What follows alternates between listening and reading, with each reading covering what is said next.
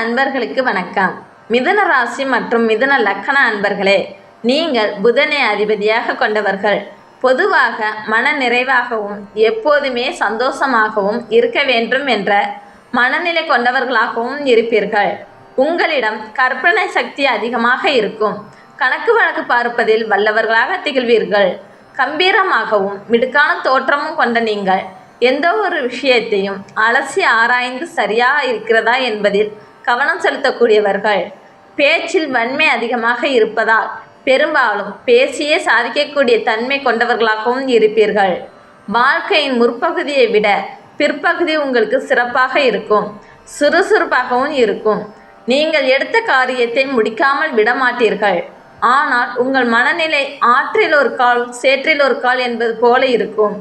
இதை மட்டும் நீங்கள் சரி செய்து கொண்டால் எல்லா விஷயத்திலும் சிறப்பான முன்னேற்றத்தை பெற முடியும். இந்த மனநிலையை மாற்றவும் வாழ்க்கையில் நன்மை பிறக்கவும் உங்கள் ராசி அதிபதியான புதன்கிழமைகளில் சிவபெருமான் வழிபாடு செய்வது மிகவும் நல்லது. சிவபெருமானை மனமாற வழிபட்டு எந்த ஒரு விஷயத்தையும் தொடங்குங்கள்.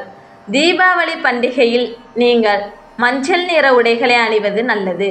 மஞ்சள் நிறம் மிதுனத்தின் துடிப்பான ஆளுமையை நிறைவு செய்து தெளிவையும் புதிய வாய்ப்புகளையும் கொண்டு வரும்.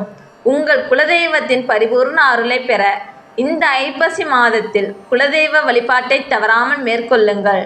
தெய்வ அனுகிரகமும் பெறக்கூடிய அமைப்பு இருப்பதால் குலதெய்வ வழிபாடு உங்களுக்கு சிறப்பான முன்னேற்றத்தை அளிக்கும்.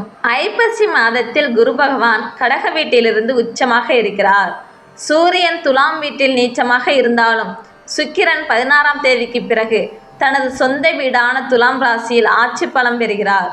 சூரியனும் சுக்கிரனும் சேர்க்கை அடைவதால் இது உங்களுக்கு சுக்கிர ஆதித்ய மகாராஜ யோகம் மற்றும் நீச்சபங்க ராஜயோகம் ஆகியவற்றை உண்டாக்குகிறது.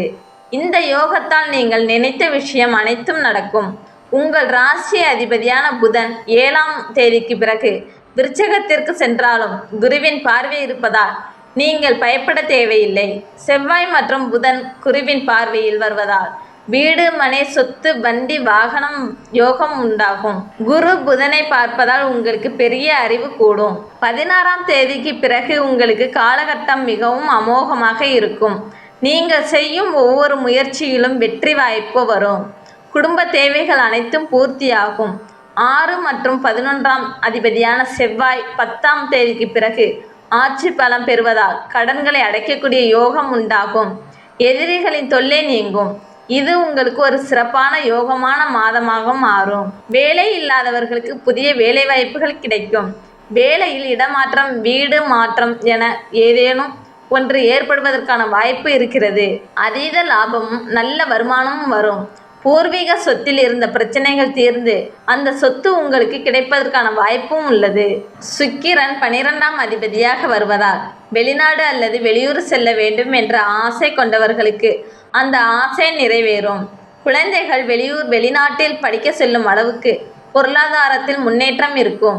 சினிமா விளையாட்டு என எந்த துறையாக இருந்தாலும் வெற்றி வாய்ப்பு உங்களுக்கு கிடைக்கும். நீங்கள் முன்பு செய்த நல்ல விஷயத்துக்கு இப்போது பாராட்டும் மதிப்பு அங்கீகாரமும் கிடைக்கும். தொழிலில் நல்ல வளர்ச்சி எதிர்பார்த்த லாபம் ஆகியவை வரும். ஆரோக்கியத்தில் இருந்த பின்னடைவுகள் நீங்கி சிறப்பான முன்னேற்றம் வரும். கவனிக்க வேண்டியவை: ராசி அதிபதி 6ஆம் இடத்திற்கு மாறுவதாலும் சூரியன் நீச்சமாக இருப்பதாலும் உடல்நிலையிலும் மனநிலையிலும் நீங்கள் கொஞ்சம் கவனம் செலுத்த வேண்டும். 16ஆம் தேதிக்கு முன் எந்த ஒரு விஷயத்தையும் முன்னின்று செய்யாமல் கவனமாக செயல்பட வேண்டும். யாரையும் கண்மூடித்தனமாக கட்டாயம் நம்பாதீர்கள். சூரியன் நீச்சமாக இருப்பதால் சகோதரர்கள் மற்றும் தாய் தந்தையர்கள் விஷயத்தில் கவனமாக இருக்க வேண்டும். தேவையில்லாமல் வாக்குவாதம் செய்யவோ சண்டை சச்சரவில் ஈடுபடவோ கூடாது. இணக்கமான சூழ்நிலையை உருவாக்கினால் அவர்களால் பல உதவிகள் நடக்கும். யாருக்காவது நீங்கள் உதவிகள் செய்த நினைத்தால் அதை 16ஆம் தேதிக்கு பிறகு செய்யுங்கள். அதற்கு முன் செய்யும் உதவிகள் சில சமயம் உபத்திரத்தில் போய் முடியும். இந்த மாதம் முழுவதும் கோபப்படுவதை தவிர்த்து நிதானமாக செயல்படுங்கள். கவனமாகவும் முன்னெச்சரிக்கையாகவும் செயல்பட்டால் அனைத்து விதத்திலும் அனுகூலமான பலன்களை பெற முடியும். மிதுன ராசி அன்பர்களே, நீங்கள் முன்பு செய்த நல்ல விஷயங்களுக்கு பலனாக இந்த ஐப்பசி மாதம் பிறந்துள்ளது. எனவே இந்த சிறப்பான யோகமான காலகட்டத்தை முழுமையாக பயன்படுத்தி கொண்டு நலமுடன் வாழுங்கள். சிவபெருமான் அருள் உங்களுக்கு கிடைக்க ஓம் நமச்சிவாயா போற்றி என்று கமெண்ட் பாக்ஸில் பதிவிடுங்கள். நீங்கள் இந்த பதிவை லைக் செய்து உங்கள் நண்பர்கள் மற்றும் குடும்ப உறுப்பினர்களுக்கு பகிர்ந்து கொண்டு மேலும் பல ஜோதிட தகவல்களை பெற சப்ஸ்கிரைப் செய்யுங்கள்.